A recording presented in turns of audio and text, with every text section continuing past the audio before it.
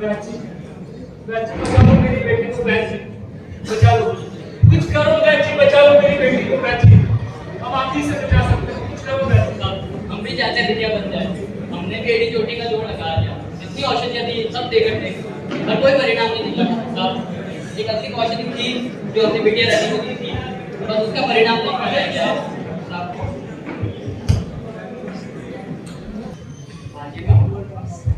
अंतिम औषधि का परिणाम भी कर लगाया साहब। ऐसा नहीं है बच्ची, ऐसा नहीं, मेरी तो भगवान का भूल होते हैं, आपने तो ना जाने कितने गाँव वालों की जान बचाई है बच्ची, मेरी बेटी की जान बचा ली जाएगी ठाकुर साहब। ऐसा नहीं है बच्ची, कोई तो उपाय होगा।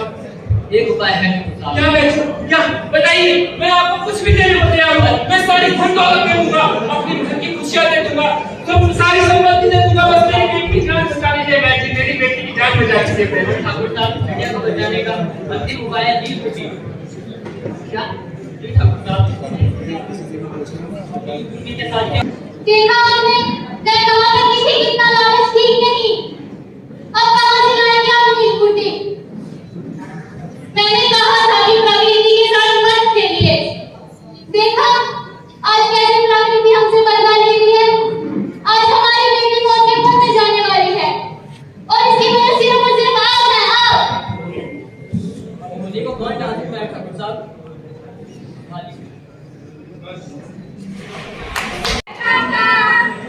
और बिटिया क्या कर रहे हो?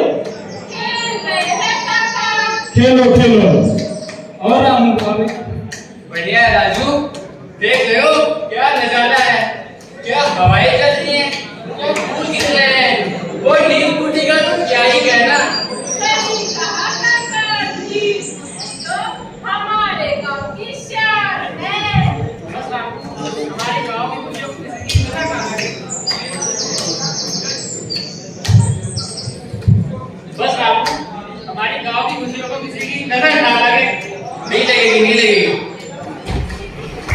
जैसा कि आप सबने देखा, हमारे गांव जो था बहुत खुशहाल था, खुशियों से भरा हुआ था।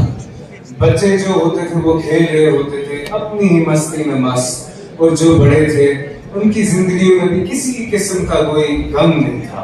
अगर कोई गम था भी तो वो उनके चेहरों पर जाहिर नहीं हुआ करता था। मगर अब हालात को बदलने में कुछ देर नहीं लगी और ये हालात बदल गए। अफसोस इस बात का है कि गांव का कोई भी इंसान इस बदलाव के हक में नहीं था। चलिए हम अपनी कहानी को आगे ले जाते हैं।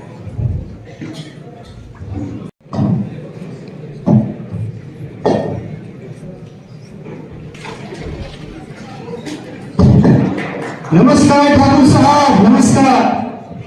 नमस्कार नमस्कार सिंह साहब, आइए आइए, कैसे आना हुआ? इधर से गुजर रहा था, सोचा आपसे दर्शन करके चलूं। बैठिए बैठिए, शुक्रिया। चाय पीजिए ठाकुर साहब। शुक्रिया शुक्रिया। और ठाकुर साहब आपकी सेहत कैसी है? भगवान की दया से बिल्कुल ठीक हूँ सिंह साहब, अपनी कहिए। मैं भी ठीक हूँ। और ठाकुर साहब गीता बिटिया कैसी है? गीता बिटिया भी बहुत बढ़िया है।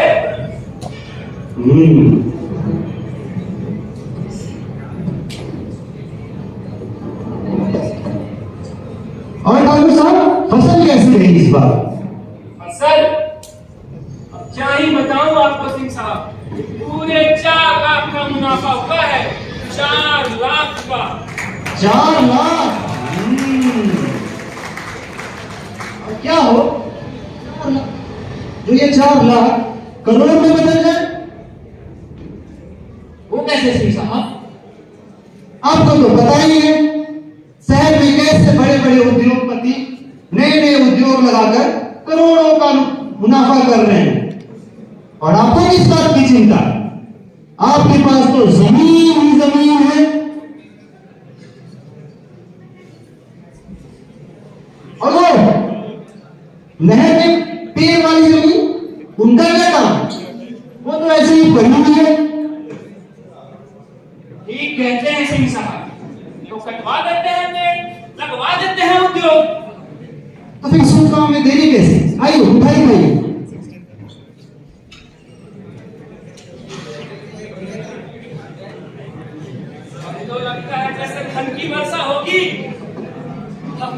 पे कुछ हस्ताक्षर साइन कर दीजिए।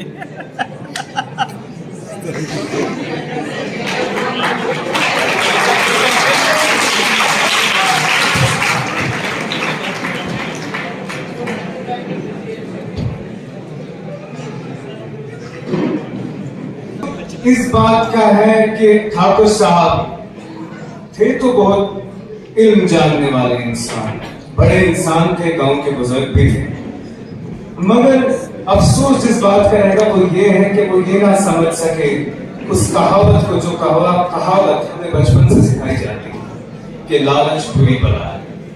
वो इसी लालच, किसी ना किसी तरीके से अपनी जिंदगी गुजर बसर कर रहे थे,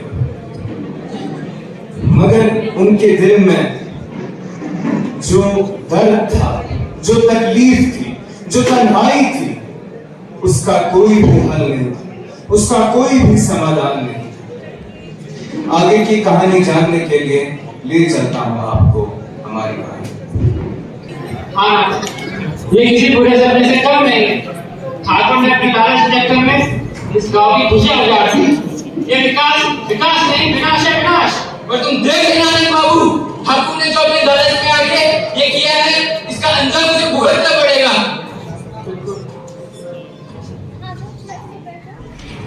सज्जनों, जैसे कि आपने देखा, मानसिक सेहत भी खराब हो रही थी, उस पर भी बहुत बुरा असर पड़ रहा था।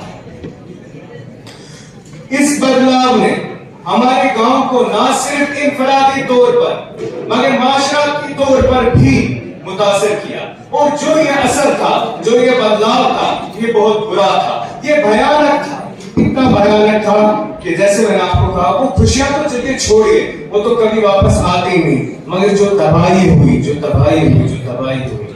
जो विनाश हुआ, उसका भी कोई हल नहीं।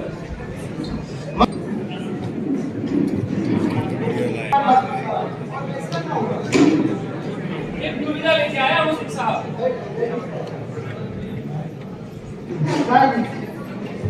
क्या हमारे रणजीत सिंह साहब, आप तो मेरी चिंता ही करे पहले। किस बात की चिंता है सिंह साहब? आप तो जानते ही हैं, हमारे लगाए हुए जो दिन प्रतिदिन बढ़ते जा रहे हैं, ये बड़ी खुशी की बात है। पर चिंता की विषय ये है कि अब हमारी जमीन कम पड़ने लगी और हमें ज्यादा लाभ के लिए ज्यादा से ज्यादा जमीन चाहिए, जो हमारे पास अब है ही नहीं।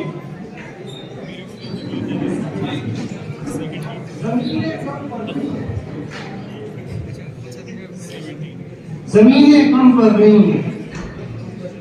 वो तालाब के पीछे वाली जमीन, उनका क्या काम? वो जंगल नहीं सिंह साहब, वो जंगल हम नहीं कटवा सकते। उस जंगल में तो हमारी गांव किसान नील बूटी होती है, और हमारे बुजुर्गों का कहना है कि नील बूटी हमारे गांव के लिए वरदान है, हम उसे नहीं कटवा सकते सिंह साहब। अरे छोड़िए बुजुर्गों की बातें सिंह ठाकुर साहब, असली धन तो ये हरे भरे नोट हैं, आप इन्हें देखिए। ठीक ही कहते हैं सिंह साहब, अब भला लक्ष्मी से बढ़कर क्या ही है इस दुनिया में।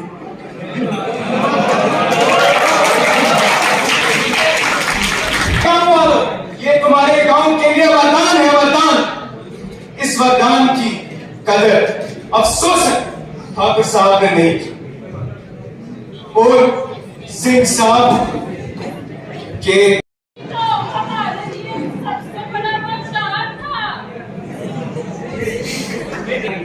वो मैंने अपनी जंगल वाली जमीन बेच दी।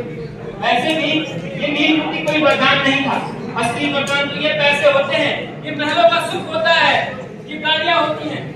समझ में आया? ठाकुर साहब, क्षमा चाहती हूँ, परंतु ये सही नहीं। आप ये प्रकृति के साथ गलत कर रहे हैं, इसका अंजाम सही नहीं होगा। राइट, हमारे बीच में ना बोलो। चलो बेटा।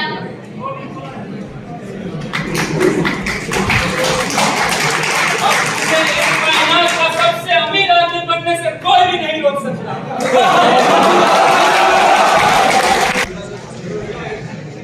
देखा बाबू, मैंने कहा था ये विकास नहीं, विनाश है, विनाश। सही कहते हो आनंद बाबू, ठाकुर ने अपने लालच में आके नील बूटी तक को नहीं बख्शा।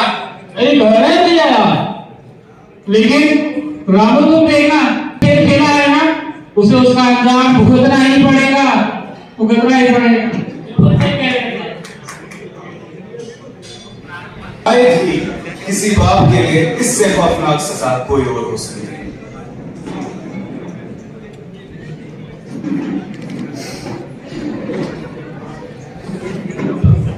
के बाद काफी ढूंढने के बाद मिली थी, मगर तब तक शायद बहुत देर